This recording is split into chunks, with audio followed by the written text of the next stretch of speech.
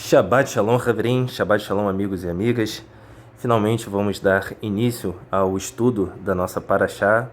Esse nosso shiur tem como missão, tem como propósito, tem como finalidade unificar, esclarecer, solidificar o entendimento sobre a disciplina soberania divina, ou seja, a Ribonut Shel Elohim, através do Tanar, principalmente hoje, especificamente, através da Parashá Toledot. Eu me chamo Giuliano, sou da Keilat Shemen Israel, e gostaria que você que está me ouvindo nesse momento, abra o seu Tanar, as Escrituras, a Bíblia Sagrada, que você tem aí, no livro de Bereshit, Sefer Bereshit, ou seja, no livro de Gênesis, capítulo 25, que é onde se inicia a Parashá Toledot.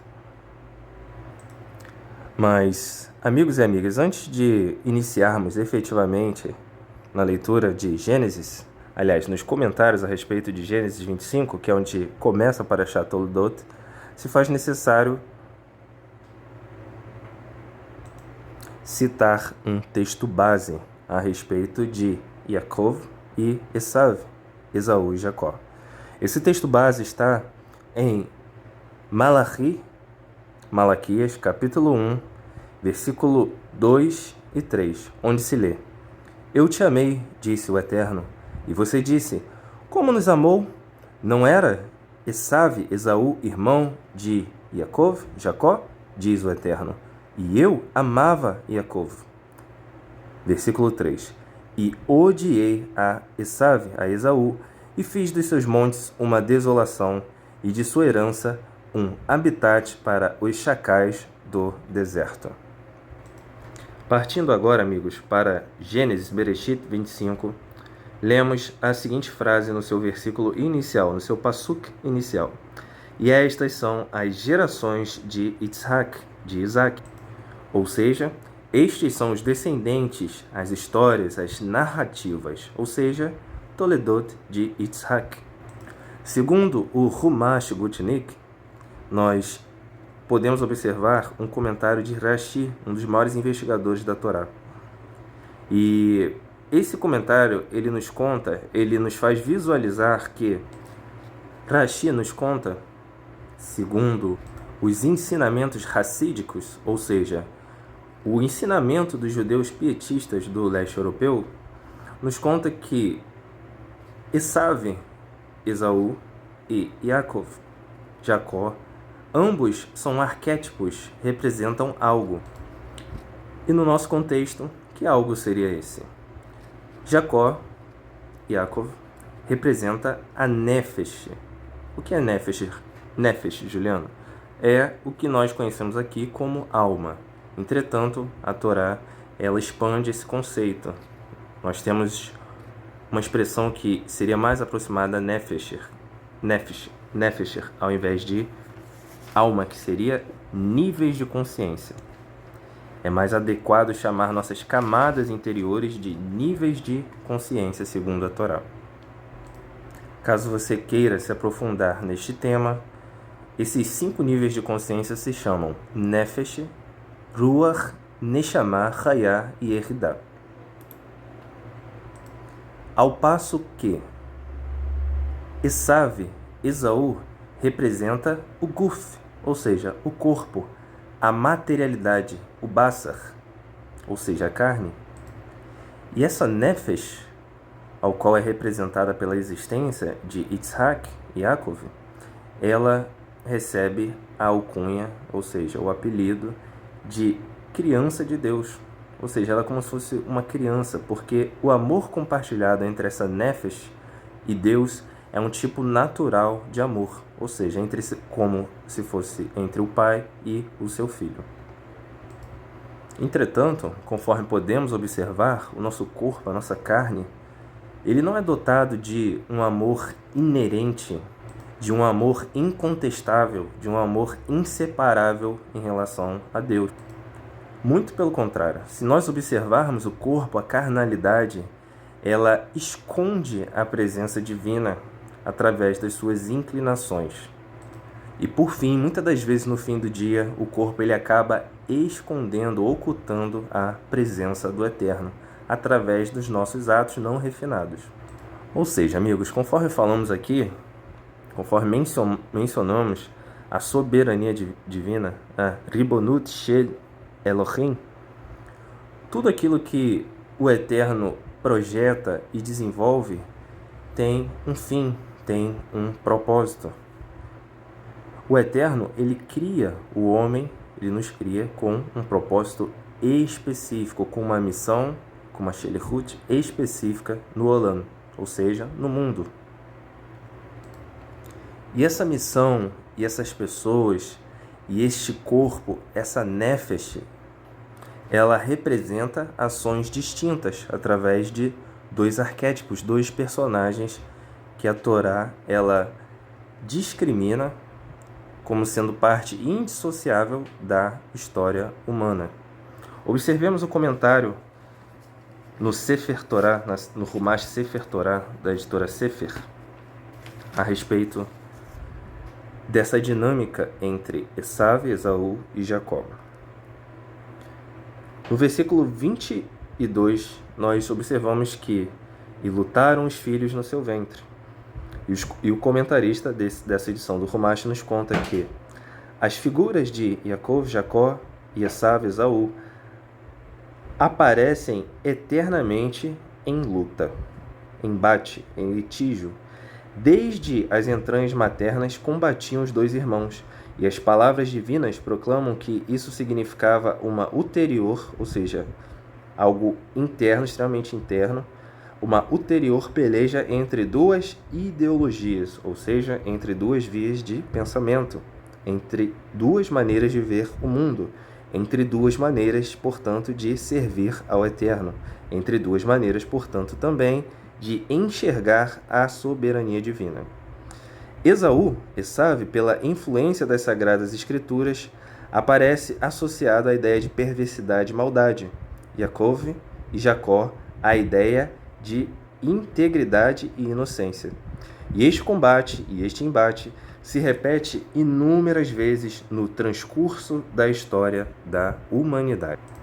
Portanto, pessoal, conforme lemos aqui, esse embate ele não é fomentado por uma predileção pontual de Esaú ou de Jacó. Esse embate, esse combate, essa lide, essa guerra, ela existe em função da essência de cada personagem. Ou seja, nunca esteve em suas mãos decidir aquilo que seria de suas vidas. Nunca esteve na mão de Yaakov, de Jacó, observar o seu irmão e replicar o comportamento do seu irmão em sua vida. Nunca foi opção de Esav, Esaú, observar o comportamento íntegro do seu irmão e replicá-lo em sua vida. Toda a história, todos os atos, todas as inclinações, todos os feitos já tinham sido escritos por Hakadosh Baruch Hu, ou seja, o Santo Bendito seja, o Eterno. Internalizar, cristalizar esse conceito em nós é importante, pois nos ajuda a fugir das concepções comuns sobre o tema que nós vemos por aí. Quais seriam essas concepções comuns? Existem pessoas que, ao se depararem com esses textos, elas vão dizer o seguinte: olha, Deus não é que ele desenhou, arquitetou esse ímpeto, essa essência controversa de Jacó, aliás, de Esav, de Esaú. Deus, ele simplesmente observou com seu poder de onisciência que Esaú, Esav, ele em algum momento ele ia apresentar este comportamento. Ora, não observamos na Torá, queridos amigos, não observamos ao longo do Tanar nenhum momento onde o Eterno trabalha com valores de escolha, com valores de autonomia. todo o tom, toda a abordagem da Torá, ela é imperativa. A pessoa, ela não pode se eximir de sua responsabilidade, ainda que o Eterno tenha escrito toda a sua trajetória. Ele executa essas obras na vida das pessoas e ele cobra. Pois conforme já foi escrito nas Escrituras, a Deus pertence tanto o querer quanto o efetuar. De Deus vêm esses elementos. Portanto, o homem que observar não somente Esav, ou seja, Esaú e Jacó, Esav e Yitzhak, tantos outros personagens do Tanar, Davi e Shaul, Davi e Saul, ele tem que ter essa dinâmica em mente. Porque enquanto ele perde tempo, enquanto ele perde minutos da sua vida deliberando sobre livre-arbítrio, escolha, ele automaticamente ignora o alcance da soberania divina. Há diversos exemplos no Tanar. Até mesmo quando Shimshon ben Manoach, ou seja, Sansão, ele começa a executar alguns atos controversos em relação à prática do povo de Israel, em relação à Torá, o Tanar nos conta que isto vinha da parte do Eterno, que buscava ocasião contra os filisteus. E também comenta o Rav Shaul HaShaliach, ou seja, Shaul, o emissário, Saul, o emissário. Não imaginemos que a palavra de Deus possa ter falhado. Portanto, nem todos os descendentes de Israel são israelitas fiéis. Nem por serem descendência de Abraão, ou seja, Abraão, se tornaram todos filhos de Abraão. Ao contrário, por intermédio de Isaac, a tua descendência será considerada. Em outras palavras, não são os filhos naturais que são os filhos de Deus, mas os filhos da promessa que são considerados como descendentes de Abraão.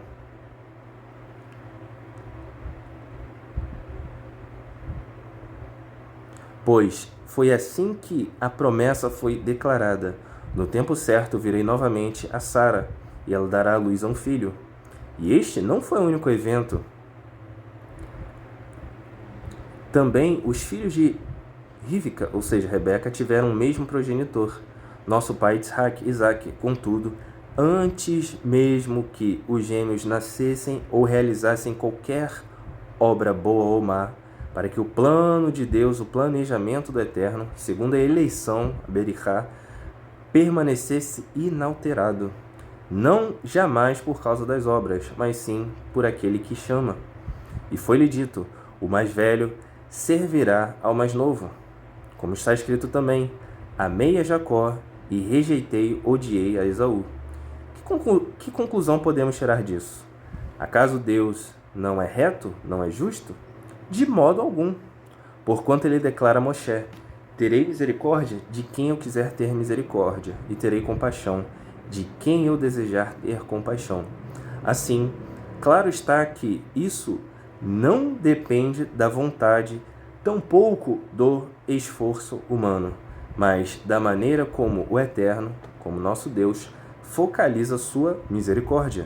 Pois assim diz a Escritura ao Faraó: eu o levantei exatamente com esse propósito, revelar em ti o meu poder, e para que o meu nome seja proclamado por toda a terra. Portanto, ele, o Eterno, tem misericórdia de quem deseja e endurece o coração de quem ele quiser. Esse texto está em Romanos, o Geret El Romim, carta aos Romanos, capítulo 9, do 6 ao verso 18. Observemos aqui, antes de passar para o próximo texto base a respeito da soberania, que no verso 16 está escrito assim: assim, claro está que isto não depende da vontade, do livre-arbítrio, de uma suposta escolha, de uma suposta liberdade, tampouco do esforço do ser humano. É muito importante que o indivíduo ele reconheça, conforme Shaul HaShaliach, ou seja, o emissário Paulo está nos dizendo aqui, ele reconheça a fonte de todas as coisas. em sua vida, porque senão ele não cresce na presença do Eterno, ele fica um indivíduo bitolado, ele começa a tratar os assuntos do Eterno como um coach trataria as questões da vida. Como um coach, pessoal, trata as questões da vida? Simples. Se você está sofrendo, se você, conforme eles dizem, não está performando, é porque você ainda não instrumentalizou a sua vontade da maneira correta. Se você instrumentalizar a sua vontade da maneira correta, as suas escolhas da sua maneira correta, automaticamente, abre aspas, o universo retornará isso para você. Ou seja, o motor inicial, a fonte nesse sistema não é o Eterno. É você que está no controle baseado numa suposta autonomia. Mas sejamos sinceros, amigos, isso se limita aos circuitos de coach, de aconselhamento empresarial, de aconselhamento interpessoal? Jamais. Esse reflexo de suposta autonomia, liberdade, escolha, ele permeia todos os setores da nossa vida. As pessoas creem piamente que elas, ou fatores secundários que não são Deus, são responsáveis pelas coisas que acontecem em suas vidas, contrariando totalmente o Tanar, contrariando totalmente as disposições a respeito do Eterno. Conforme já foi dito, Segundo o Tanar, pessoal, Deus, o Eterno, é totalmente outro em relação ao que nos apresentaram. Aquele Deus extremamente maleável, instrumentalizável, onde você pode exercer uma barganha, um poder de influência, um poder de manipulação. Geralmente essa é a figura divina que nos apresenta. Entretanto, segundo Tanar, Deus é totalmente outro.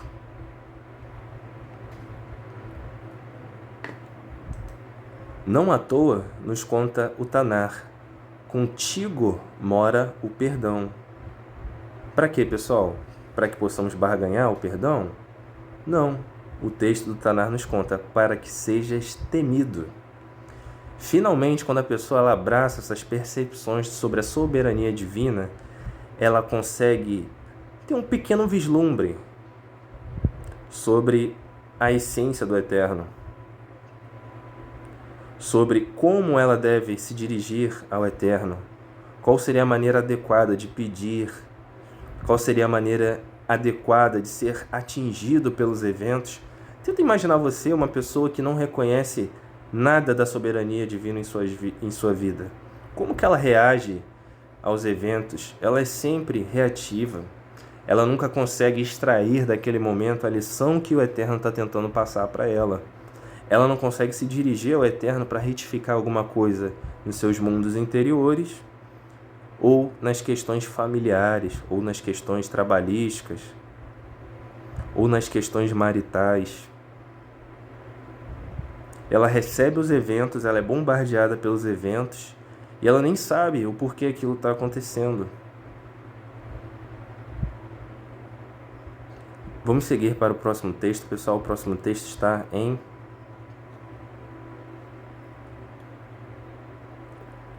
Devarim, Deuteronômio, capítulo 7, versículos 6 e 7, onde o Eterno, ele nos conta algumas coisas sobre o povo de Israel. Assim como nos foi contado sobre Esaú, ou seja, Esaú e Jacó, também nos é contado algumas características do povo de Israel. Devarim, capítulo 7, versículos 6 e 7.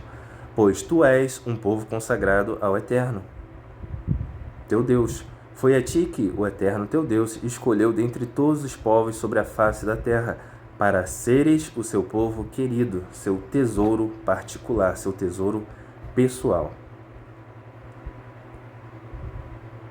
O segundo texto está em Salmos, Terrilim, capítulo 135, verso 4. Pois o Eterno escolheu a Jacó, a Yaakov, para si, por sua propriedade. Próximo texto, Yeshayahu, Isaías, capítulo 41, verso 8 ao 9. Mas tu, ó Israel, servo meu, tu, Jacó, a quem escolhi, descendência de Abraão, o meu amigo. Próximo texto, Yeshayahu, Isaías 42, verso 1. Eis o meu servo a quem eu sustento, o meu eleito, em quem tenho toda a alegria. Tenho nele o meu ruach, o alento, o meu sopro divino, e ele fará justiça às nações. Bereshit, Gênesis, capítulo 2, verso 15. Assim, o Eterno teu Deus tomou o homem e o colocou no jardim do Éden, no Gan Éden, para zelar por ele e para nele fazer suas plantações. Comenta também o Rav Shaul HaShaliach, ou seja, Saul emissário,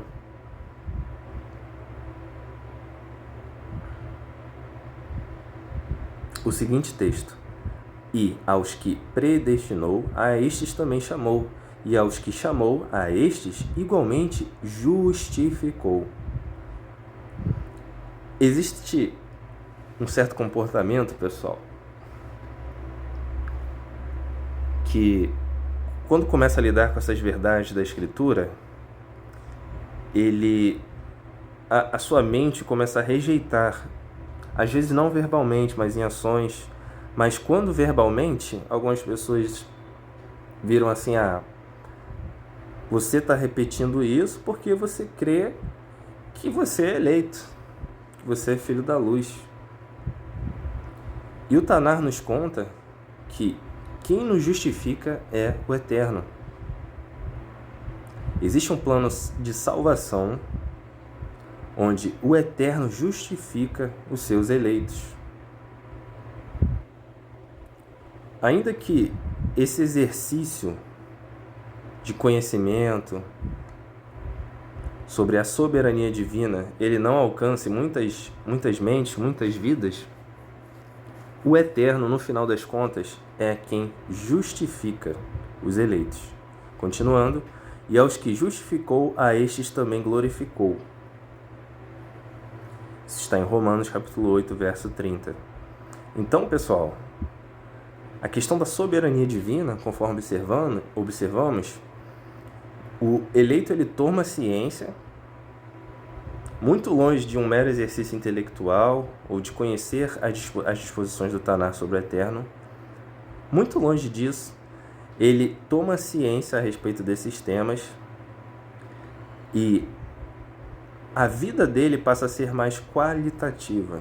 Ele começa a entender a dinâmica de alguns eventos que acontecem. De todos não, mas da grande maioria. E ele perde aquele ímpeto, Deus nos livre, de querer se colocar no lugar de Deus. A propósito, o indivíduo autônomo, ou seja, autonomos, é aquele que, através de leis dele mesmo, tenta governar-se a si mesmo. Ou seja, o Estado tem as suas leis, eu sou autonomos. Eu tenho as minhas leis para, qual é a finalidade disso? Para tentar me governar. Por aí, já começamos a entender que a realidade do autônomos, ela é ilusória, ela é pueril. Não somente em relação ao Estado, mas também em relação a qualquer sistema de lei, o indivíduo ele não pode exercer essa autonomia. Principalmente em relação ao Tanar. Aquilo que ele descreve como liberdade, na verdade, é uma deficiência dele de não enxergar as cercas ao qual ele está submetido. Eu tenho livre escolha, eu tenho o poder de escolher o que eu quero para minha vida. Não, você não tem, nenhum de nós temos. Conforme Tzadik Yeshua HaMashiach nos contou, qual de nós tem o poder para tornar um fio sequer da nossa cabeça preto ou branco? Repare como ele descreve uma situação assim extremamente micro a respeito de nós mesmos, da nossa própria vida, a respeito da nossa cabeça. Qual de nós pode fazer isso? Nenhum de nós. Continuando, pessoal. Então, qual seria a postura do eleito que começa a tomar ciência desses elementos a respeito da soberania divina, a respeito da Ribonut Shel Elohim? Olha o que está escrito em 2 Timóteo capítulo 2, verso 19. Contudo, o firme fundamento de Deus permanece inabalável e, autenticado com o seguinte selo: o Eterno conhece os seus.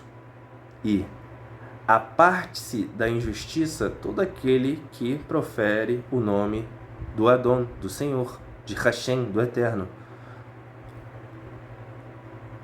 Versículo 20. Numa grande casa há quilim, vasos, recipientes, não somente de ouro e prata, mas também de madeira e barro, alguns para nobres finalidades, outros para fins desonrosos. Se alguém se purificar destes hatatim, desses pecados, será como vaso de honra, definido, especificado, vulgarmente aqui, santificado, útil para o Eterno e preparado para todo o bom serviço.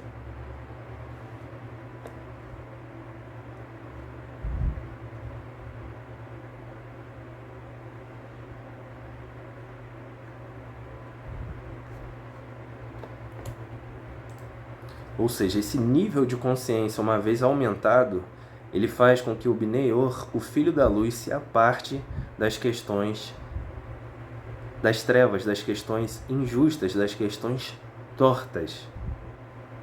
Ele começa a se apegar a um serviço segundo a Torá, a uma compreensão do Eterno segundo a Torá, a uma convivência com os irmãos segundo a Torá, a uma convivência comunal, ou seja, sinagogal, segundo a Torá. Por quê? Porque ele sabe que a sua trajetória ela foi definida como parte integrante de um grande plano. Ele não está ali estritamente a respeito das suas convicções, das suas realizações, do seu desejo. Ele faz parte de um corpo de Israel, do povo de Israel. Vamos para o próximo texto que fala justamente sobre essa questão. Bendito seja o Deus e Pai do nosso Adon, do nosso Senhor, Yeshua HaMashiach, que nos abençoou com todas as brachot, ou seja, bênçãos, reconhecimentos celestes, transcendentes nas regiões celestiais, no Mashiach, porquanto Deus nos escolheu nele antes da criação do mundo, para sermos definidos, especificados, santos e irrepreensíveis em sua presença, e em seu amor nos predestinou para sermos adotados como filhos por intermédio de Yeshua, o HaMashiach, o Mashiach, segundo a benevolência de sua vontade, para o louvor de sua gloriosa graça, o qual nos outorgou gratuitamente no amado. Nele temos a redenção, o perdão dos nossos hatatim, dos nossos pecados, pelo seu sangue, segundo as riquezas da graça de Deus, e que ele fez derramar sobre nós com toda a sabedoria e entendimento, e nos revelou o mistério da sua vontade, de acordo com o seu bom propósito que ele estabeleceu em Mashiach, isto é, de fazer convergir em Mashiach tudo quanto existe, todos os elementos que estão no céu como os que estão na terra, na dispensação da plenitude dos tempos. Nele fomos escolhidos, tendo sido predestinados conforme o plano daquele que cria absolutamente tudo de acordo com o propósito da sua própria vontade, com o objetivo de que nós, os que primeiro esperamos em Mashiach, sejamos para o louvor da sua kavod, ou seja, da sua glória.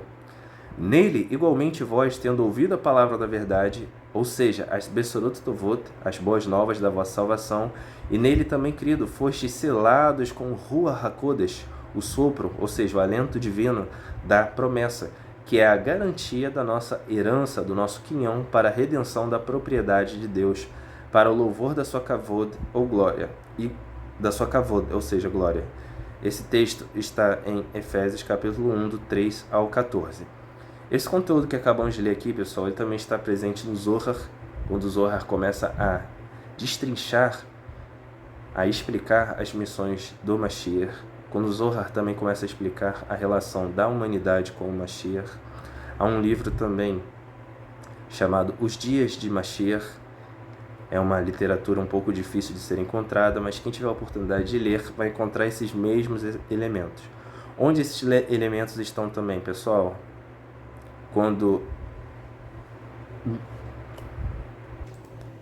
em Provérbios, ou seja, Mishlei, lemos uma descrição a respeito da sabedoria.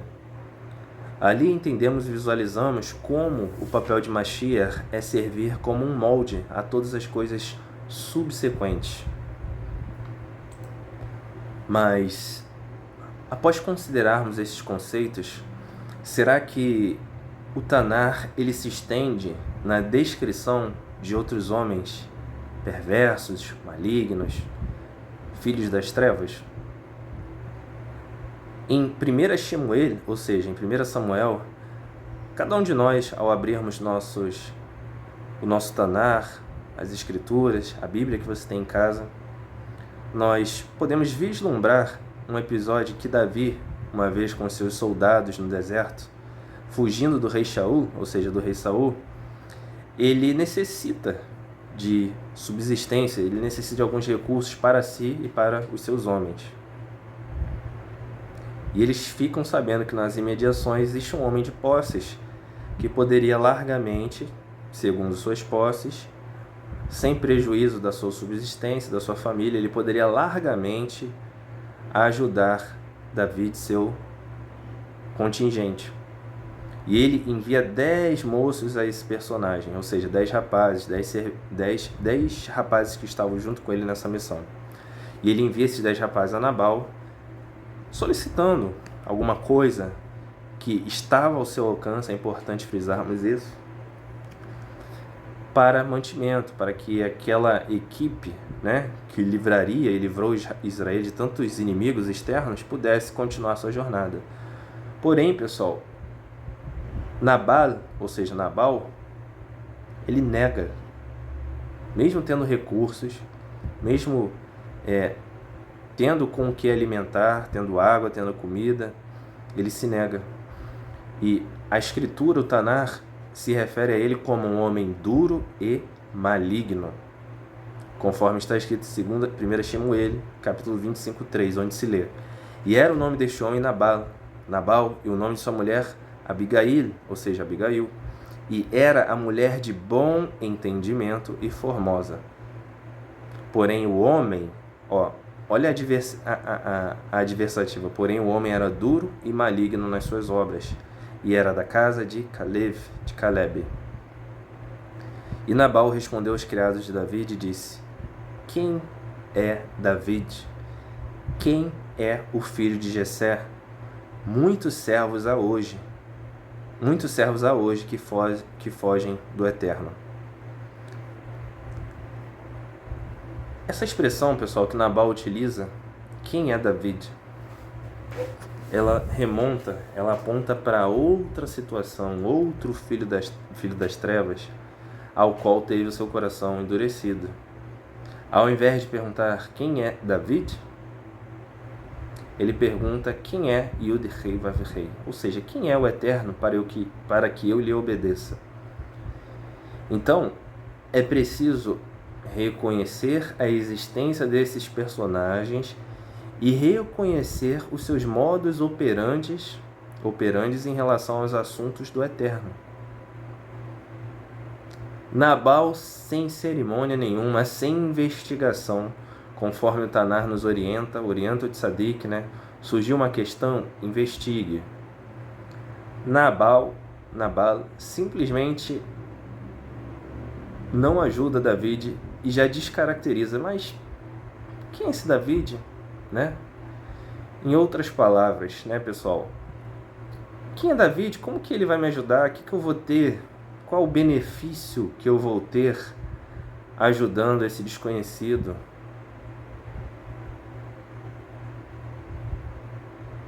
Seguindo aqui, pessoal.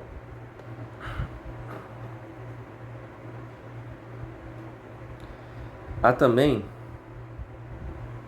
nas Ketuvim Netzarim, ou seja, nos escritos nazarenos, a seguinte distinção entre esses personagens, onde se lê: Mas há algum de vós que não creem, porque bem sabia Yeshua, ou seja, o Tzadik, Yeshua HaMashiach, desde o princípio quem eram os que não criam e quem era o que o havia de entregar. Este texto está em Yohanan, João, capítulo 6, verso 64. É importante visualizarmos, pessoal, essa dinâmica, de quem eram os que não criam e quem era o que o havia de entregar.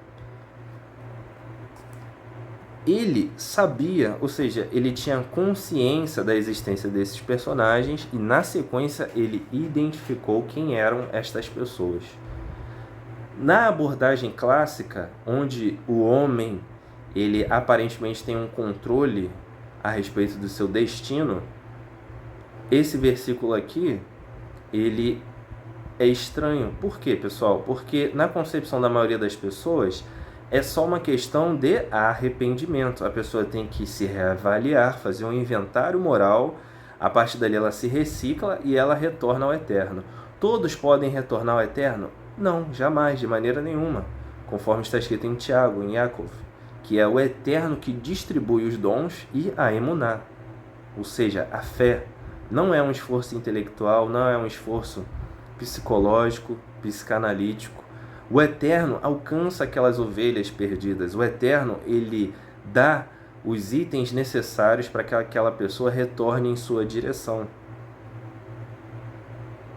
Repare que quem falou isso não foi uma pessoa qualquer, foi o próprio Mashiach.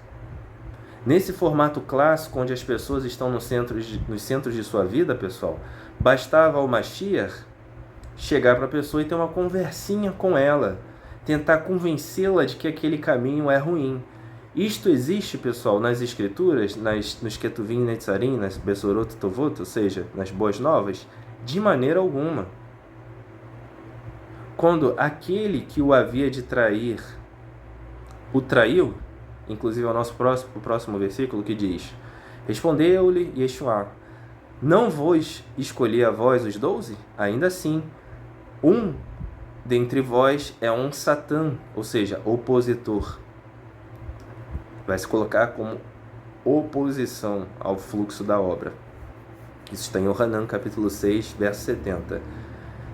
Foram muitos anos, pessoal. Aliás, foram alguns anos na presença do Tzadik, na presença do Mashiach e Yeshua. Não seriam suficientes dentro de um formato onde um homem qualquer pode se reciclar e ir em direção ao Eterno? Ou ainda mais, por que o Tzadik, Yeshua HaMashiach, ele não chama ele separado dos 11 numa conversa particular e tenta convencer ele? Estava ali diante de Judas o Mashiach, o desejado das nações. Por que ele não tenta convencê-lo? Por que ele não tenta dissuadi-lo? Muito pelo contrário, por que ele olha nos olhos dele e diz: o que tende a fazer, faze-o depressa? Por que ele não olha nos olhos dele e diz: amigo, pensa direitinho, você não é assim, essa não é a sua história, valoriza o que você tem aqui com a gente, olha o que o Eterno te deu, olha o que o Eterno ainda tem para nós, para o nosso futuro, olha a nossa missão aqui, vamos resistir à opulência de Roma, fica com a gente. Porque, pessoal, aquele personagem, assim como eu, como você, como tantos outros, cada qual tem a sua missão. Essa missão, o código, o design da pessoa vem diretamente do Eterno. E o Tzadik não era autônomo. O Tzadik, Yeshua, respeitava a vontade do Pai. Lembre-se, o projeto, a arquitetura, o design é do Eterno. Agindo o Eterno, quem impedirá? Se o Eterno quiser executar algo, quem vai interpelar ele no caminho e dizer: não, você não pode? Por que me criaste assim? Por que me fizeste assim? Por que a história do mundo é assim? E o Tzadik Yeshua HaMashiach sabia muito bem disso. Pessoal da Kehilat Shemen Israel, Giuliano, este Yeshua eu não conheço, me apresentaram um outro. Não perca a oportunidade, então, neste momento, de avaliar o que te apresentaram da estrita realidade.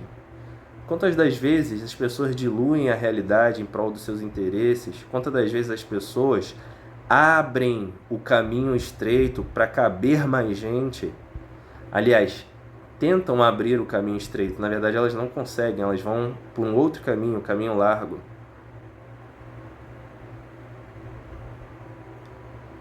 Yeshua sabia o que eram os personagens que estavam diante de si. Repare que Shlomo HaMelech, o rei Salomão, ele diz que 7 vezes o tzadik cai, mas o ímpio, o perverso, tropeça no mal. Não faz parte da estrutura do ímpio levantar-se e dirigir ao Eterno.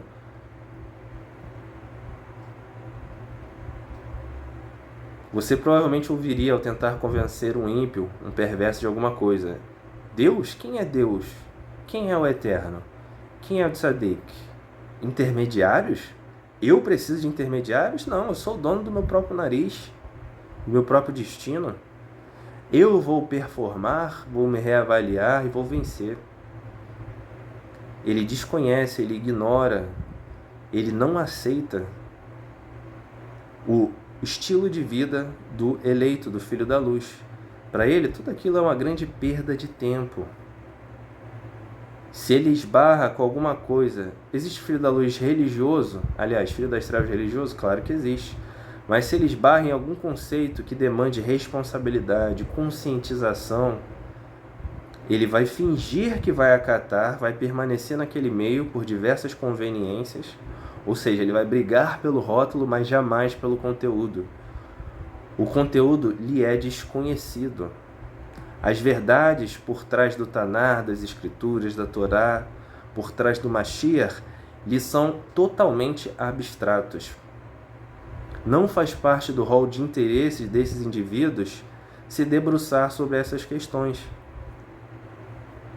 Você, eu, sequer o Mashiach vai tentar descaracterizar aquilo que o Eterno criou?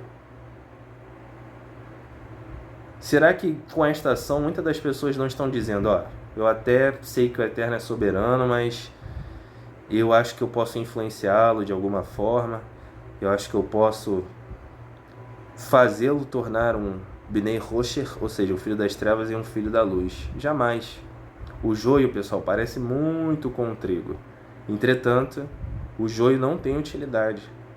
Chega na hora da colheita, ele simplesmente dá mais trabalho.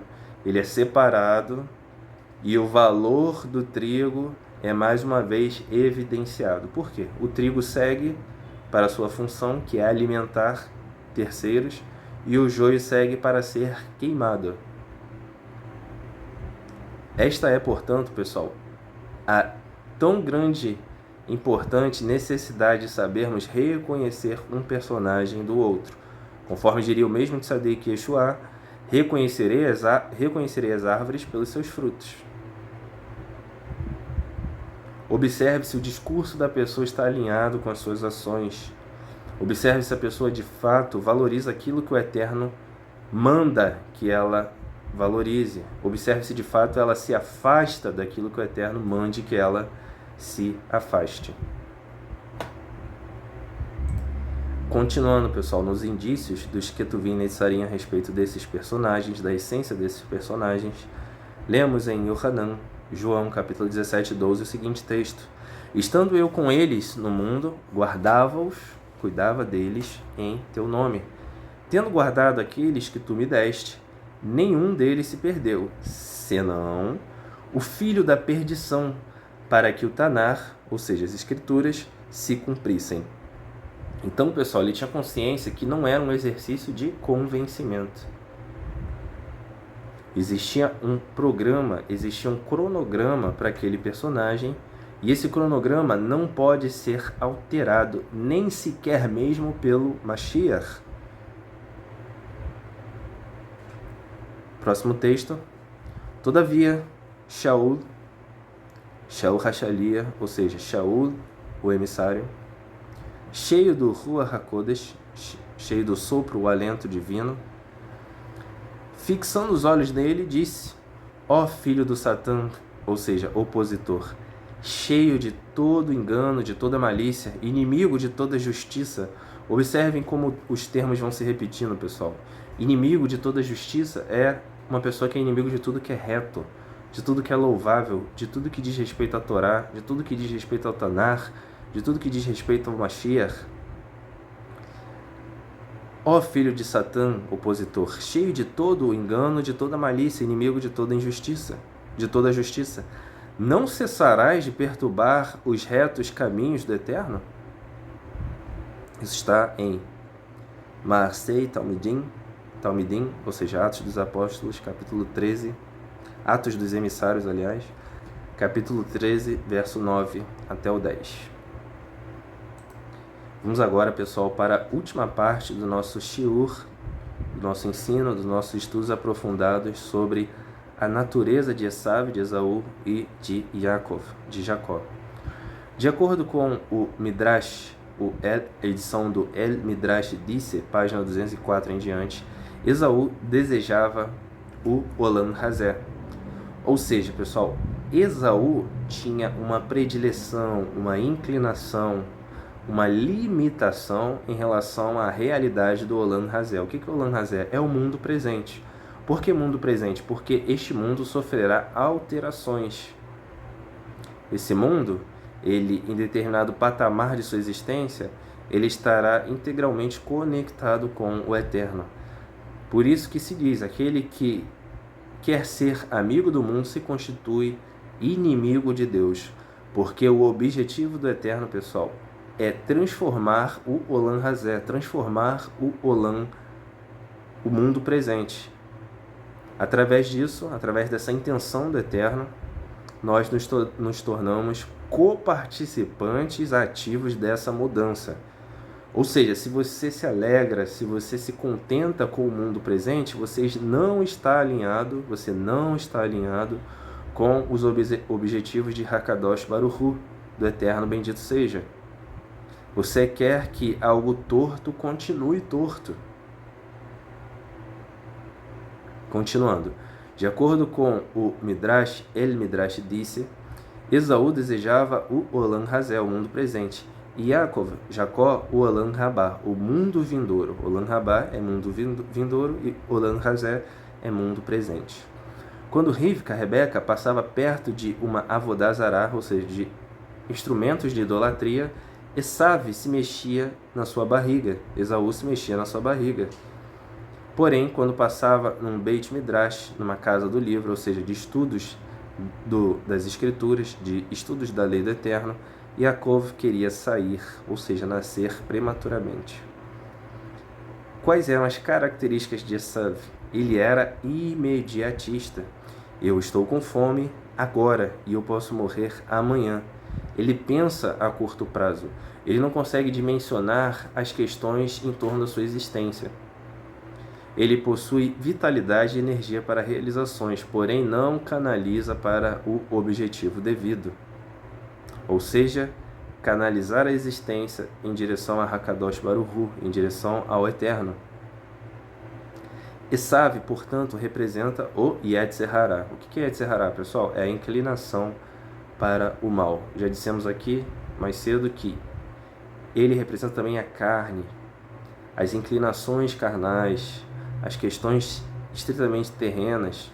O eleito não se envolve, pessoal. O filho da luz não se envolve com as questões terrenas? É claro que se envolve.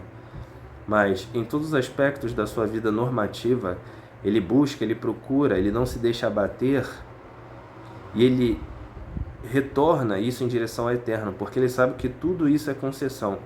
Se ele come, se o alimento que demora 4 meses para crescer chega em sua mesa, ele sabe que ele tem que direcionar aquela energia daquele alimento em direção ao serviço divino, em direção ao Eterno, em direção aos atos de justiça, de beneficência, de justiça social. Esav, por outro lado, não.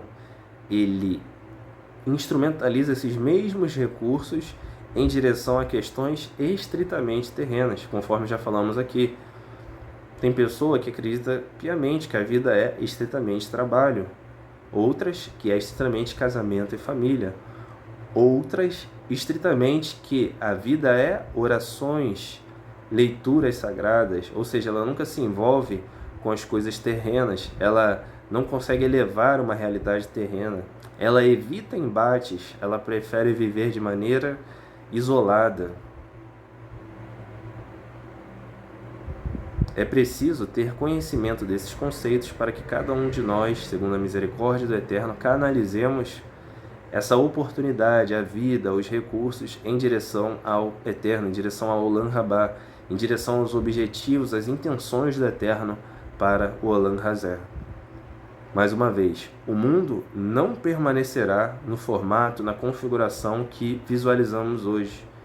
Podemos amar nossos pais, nossas mães, nossos filhos, nossos amigos, mas isso não nos pode nublar, deixar obscuro a nossa missão. E o que é, pessoal, Yetzer Hará? Conceitualmente falando, ou seja, essa inclinação do mal que nós trouxemos aqui o conceito hoje. Ela é a inclinação congênita para fazer o mal. A margem, ou seja, a periferia do caminho de Deus. O termo é extraído da frase a imaginação do homem é má, que ocorre 2 vezes no início da Torá, em Gênesis, Bereshit, capítulo 6, verso 5, e também em Gênesis, capítulo 8, 21. O Yetzer Hará tem sua utilidade benéfica, até porque o Eterno criou e colocou no homem. Então, qual seria a utilidade? O Yetzer Hará, a inclinação para o mal, a inclinação para o adverso, a inclinação para o controverso, possui a força para realizar, para produzir, para concretizar algo e está ligado ao coração, aspectos emocionais como desejo. Observem, pessoal, que o Yetzer Hará, ele não é um desejo inócuo, ele de fato, ele dá energia, foco, ênfase para que as pessoas cometam aquele ato adverso, aquele ato controverso, aquele ato, abre aspas, mal. Porém, o porém do Yetzer Hará é que o mesmo não vê obstáculos para atingir seus objetivos. Pode facilmente passar por cima de qualquer mitzvah, ou seja, de qualquer mandamento, e, consequentemente, pessoas, exatamente como Esaú, um homem de lábia, caçador, ou seja, que desenvolve armadilhas para capturar, ou seja, um estrategista por excelência, agia. Observem que o que estamos descrevendo aqui é justamente a forma com que Esaú lidava com as questões da vida, com as questões da sua família. Não podemos esquecer da forma como Jacó organizou sua família, né, quando finalmente se encontrou com Esaú, né? Homens armados na parte da frente, uma parte dos rebanhos em determinado lugar, nesse arranjo, uma parte da família mais para trás e uma outra pequena parte da família mais para trás ainda, alheia aos olhos de Esaú. Por aí, através de uma inferência lógica, nós podemos observar que aquele beijo que Esaú, ele dá em Jacó, em seu irmão, ele é estritamente lisonjeiro, estritamente falso. Se ele fosse de fato uma pessoa de confiança, se ele estivesse apto a sofrer mudanças, a se reinventar, a reciclar os seus caminhos, a fazer um inventário moral a respeito de suas ações, nós veríamos encontros posteriores. Não vemos. Jacó não volta a ver seu irmão nesse contexto, nesse tipo de contexto familiar.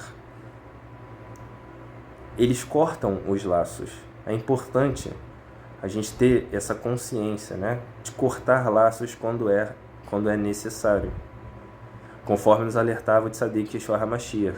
Se você for levar uma palavra de Shalom, de Torá em certo lugar, e aquelas pessoas te repelirem, odiarem sua mensagem, bata o pó dos seus chinelos, dos seus pés, ou seja, a sua jornada, contra elas. E a Shalom que estava com você não vai ficar naquele lá. Vai voltar para você. Sabe aquela questão de batalha espiritual, de não vou desistir do fulano, vou fazer isso, vou fazer aquilo outro, fulano tem que vir. tem que ser do eterno. Cuidado, a Escritura não trabalha com esses valores. Lembrando, pessoal, que Esaú, era de uma família de tzadikim. Se tinha alguém, pessoal, que tinha referências de como fazer, de como reciclar, de como ser uma pessoa melhor, era Esaú. Se tinha uma pessoa, pessoal, se tinha um indivíduo que tinha recursos, que tinha como se reciclar, fazer inventário moral, mudar, se fosse possível, era Judas. Observe que nenhuma das pessoas que interagiam com eles lidava com eles nesse sentido, de que era possível uma mudança. Todas as pessoas ao seu redor reconheceram o que eles eram e não atrapalharam sua missão. Daí a expressão, o que tendes a fazer, faze-o depressa. Eles não estão soltos no mundo. Eles têm uma missão, assim como os filhos da luz. Um Midrash do Rav Nachman de Breslev nos diz que certa vez um príncipe enlouqueceu, achando que era uma galinha. Muitos sábios foram chamados para curá-lo, porém não conseguiram, até que chamaram um rabino. O rabino resolveu se fingir de galinha, junto com o príncipe, e conviver com o mesmo, se comportando também como se fosse uma galinha. Um dia, o rabino pegou um garfo para comer, de modo que o príncipe percebeu e disse: "Se você fosse galinha, não comeria de garfo." O rabino então respondeu: "Comer de garfo, comer com o garfo é mais fácil." Em outra situação, o rabino usou outro utensílio do lar e gradativamente o jovem foi se ressocializando até que foi curado. Uma pequena ilustração baseada nessa história que acabamos de contar. Imaginemos um escravo que tomou o poder, produziu um golpe de estado, se assentou no trono do rei, no entanto sem as pretensões nobres, desprovido de sentimentos producentes para com o povo. Ele se torna um revanchista, um verdadeiro déspota, um canalha.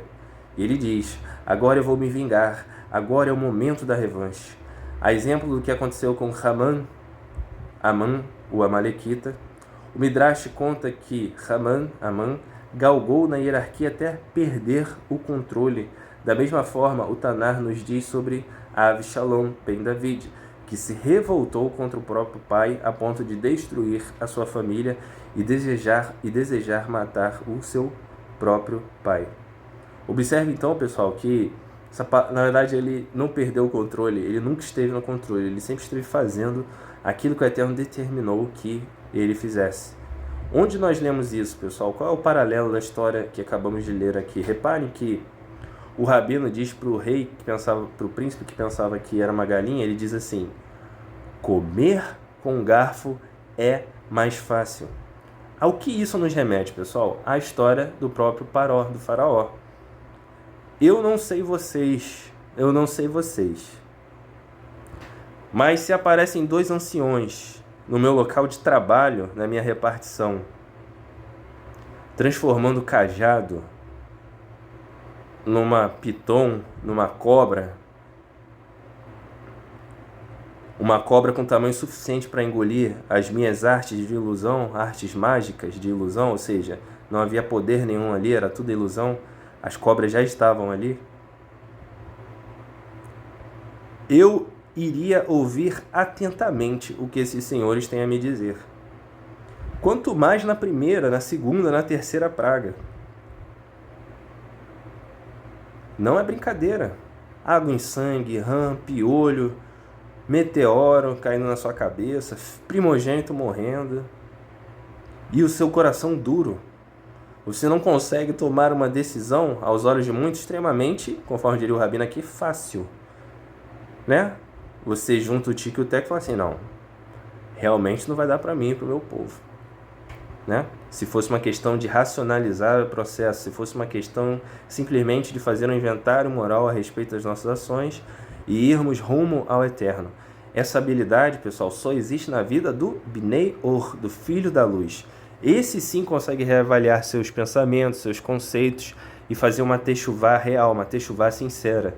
E ele encontra o eterno, porque o eterno se revelou a ele. Nem esse esforço é de fato mérito dele, porque foi o Eterno que colocou inclusive as palavras de arrependimento na boca dessa pessoa que eventualmente fez techuvá. A fonte do Eterno o Eterno é a fonte de todas as coisas, porque dele, por ele, para ele, ou seja, se você peca, não é para você, se você erra, se você acerta, se você cumpre Torá, se você não cumpre, não é para você. A história não pertence a você, o roteiro não está nas suas mãos.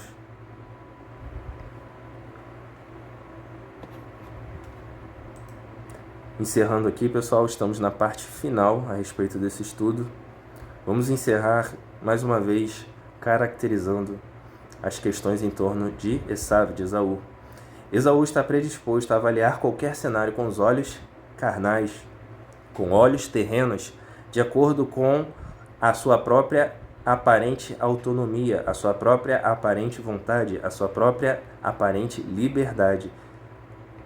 Ele não considera a vontade divina em sua vida, em seus atos. Repare, pessoal, ele não considera. Não quer dizer que a vontade divina não prevaleça em sua vida. Ela vai prevalecer. Incapaz de assumir erros e defeitos, ele inverte até mesmo a realidade dos fatos para se beneficiar a todo custo. Cada uma das classes de pessoas recebe instruções de um malar, de um anjo, durante sua gestação.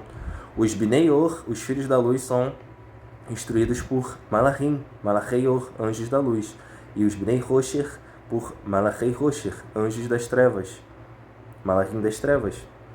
O Malar, o anjo de Esav, que instruiu o mesmo, estava à sua disposição para destruir Yaakov quando ele fugia do seu sogro Lavan. Gênesis capítulo 32. Qual é a lição deste episódio, pessoal? É necessário, portanto, que tenhamos diariamente nossa Shelihut em nossa mente. Quando sofrermos uma situação adversa, temos que ter em mente que os filhos da luz, eles também têm instrumentos para combater, para lidar com o adverso. O Eterno, ele coloca o adverso na vida do filho da luz para que ele aprenda a combater aquela situação adversa, para que no meio do oásis, no meio do deserto, ele produza um oásis, para que no meio da adversidade ele apresente resultados, para que no meio dos problemas ele consiga apontar soluções. Por isso, é necessário que tenhamos diariamente nossa Shelihut, nossa missão em mente. Assim é o Yetzer Hará, que pode levar até mesmo os Baherim, eleitos de Hashem, ou seja, os filhos da luz, se esquecerem da sua Shelihut, da sua missão existencial no Olam Hazé, ou seja, no mundo presente. Eles não podem esquecer de que são filhos de Hakadosh Baruch Hu. Como diria um cantor, errou, acerta, cochilou, desperta. Se o Eterno tem colocado esses instrumentos na sua vida, na sua jornada, se ele tem te presenteado com esse áudio, com esses conceitos, com esse shiur, com essa aula, use-os para que a sua techuvá seja qualitativa. Observem que tem pessoas, filhos da luz, filhas da luz, que acabam cedendo ao Yetzer Hará, às inclinações do mal, mas somente por um momento. Aquele episódio, aquela queda, não é o referencial da vida da pessoa. Ela reconhece como errado e ela segue o seu caminho de filho da luz, porque aquela ação é inconsistente com ela. Onde é que a gente vê isso? Aquele que é limpo, limpe-se mais. Aquele que é sujo, suje-se mais. Muito cuidado com a abordagem comum que nós comumente vemos por aí, né? Aquele que é sujo, muitas pessoas diriam, faz uma reavaliação, tenta mudar, tenta ser uma pessoa melhor. Nós, como filhos da luz, podemos até encontrar esses personagens e, num primeiro momento, lidarmos com ele dessa maneira. Entretanto, os dias, as horas vão passando como testemunhos na vida dessas pessoas. E os frutos, a ausência de frutos vão aparecendo. Cabe ao eleito, cabe ao filho da luz reconhecer esta falta de frutos. Para quê? Para que ele não se envolva desnecessariamente além do tempo com um filho das trevas. porque nos assegura o Tanar, nos assegura as Escrituras. Um só pecador, um só perverso, traz muitos males, traz muita destruição. Continuando, pessoal. Mesmo um Barreri, ou seja, um eleito do Eterno, pode se utilizar da Torá com falsas pretensões, enganando a si mesmo e aos outros com uma capa de definição, uma capa de especificação, uma capa de santidade, para obter o que pretende.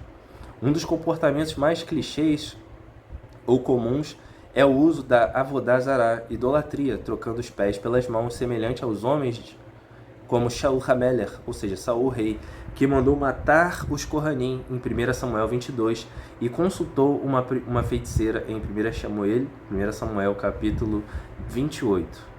Cuidado, portanto, cuidado. Se você é um filho da luz, quando você se deparar com o conceito divino, trate-o dentro da sua esfera de existência. Não tente trazer as questões do Eterno para a sua visão particularizada de mundo, porque o nome disso é Avodá Zará, portanto, idolatria. E o que é idolatria? É você forjar uma divindade segundo as suas inclinações. Observem, portanto, como isso é amplo. Não tem a ver idolatria, Avodá Zará, com você se prostrar estritamente com o ato de você se prostrar diante de um boneco de gesso, ou de madeira, ou de ferro. A Avodá Zará, ela nasce no altar do coração, na sede dos pensamentos. Você repudia algum conceito a respeito do Eterno e tenta instrumentalizar uma suposta espiritualidade em seu favor. Por isso os bonecos são tão famosos, porque você dá forma àquilo que está dentro. Entretanto, o Eterno, ele não está nessa categoria, conforme discorremos durante o conteúdo desta paraxá. Para muito além de existente, o Eterno, ele é. Portanto, o homem não pode se iludir que tem algum poder de influência, de barganha com o Eterno. Miserável o homem, que Deus nos livre, que pensa dessa maneira. Esses, pessoal, foram os aspectos mais comuns, mais recorrentes, mais reincidentes sobre os filhos das trevas. Aqui temos, nesse ponto do shiur, já um verdadeiro manual para te auxiliar a identificar esses personagens.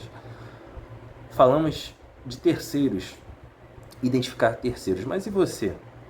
Em qual categoria está? Bineior, filho da luz ou filho das trevas?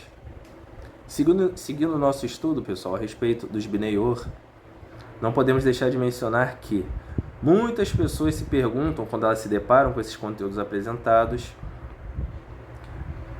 sobre que tipo de bem, ou seja, de filho elas são. Filho ou filha, bat.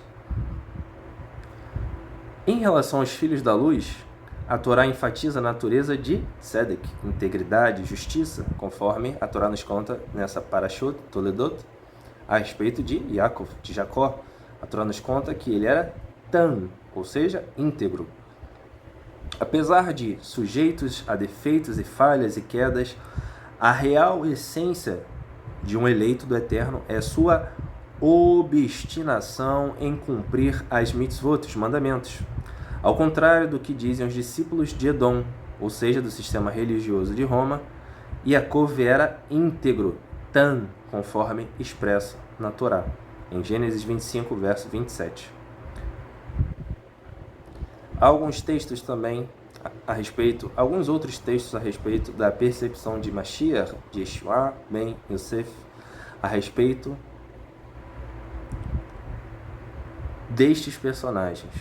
O primeiro está em Lucas, capítulo 16, do 1 ao 13, em Yohanan, capítulo 12, do 35 ao 36, Efésios 5, do 6 ao 35, e 1 Tessaloniquim, ou seja, 1 Tessalonicenses, capítulo 5, do 1 ao 9, e por fim, Yohanan, capítulo 2, do verso 3 ao verso 10.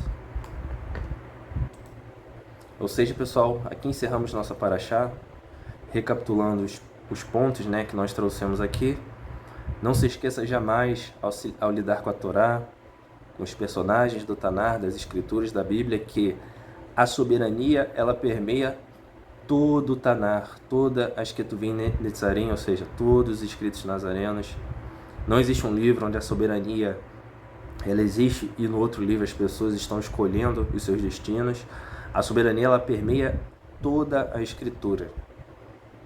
Nesta paraxá em especial, Toldot, nós vemos como a soberania ela age de maneira profusa, de maneira incisiva, de maneira contundente, não havendo resistência alguma a respeito dos personagens que sofrem essa ação. Tanto o mundo quanto nós, cada um de nós, estamos sujeitos à vontade do Eterno. Reparemos também, pessoal, que o Benor, filho da luz, sempre tem uma abordagem para estar perto do Eterno, dos seus mandamentos, da Torá. E, do outro lado, o filho das trevas sempre tem uma abordagem para estar longe. Com o passar dos anos, o filho da luz ele passa a estar apto a identificar esses padrões. Um padrão muito recorrente nessa questão da soberania para reconhecer um filho das trevas é quando ele diz: não, ele é soberano, mas não tão soberano. Ele é mais ou menos aí uns 90% soberano. Não é possível que ele tenha feito tudo. Não é possível que ele esteja por trás de todas as coisas. Não é possível que ele seja o motor primordial, a causa de todas as causas, a fonte de todas as fontes. Tem que ter alguma coisa que o Hassatan fez sozinho, tem que ter alguma coisa que nós fizemos sozinhos, tem que ter alguma coisa pelo qual o homem seja considerado livre, pela qual o homem tem escolha, pela qual o Eterno tenha inimigos.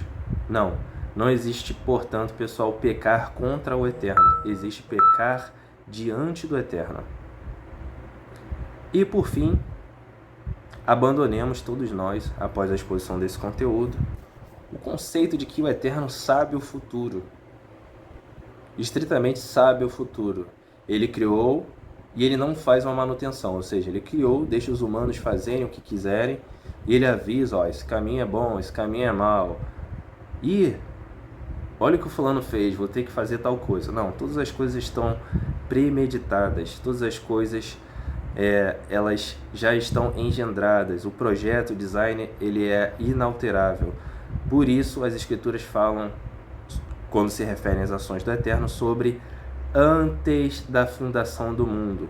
O referencial, portanto, amigos e amigas, você que acompanha o Keilat Shemini Israel, você que acompanha esse estudo, o referencial da ação é o Eterno, não são nossas escolhas, não são nossas percepções.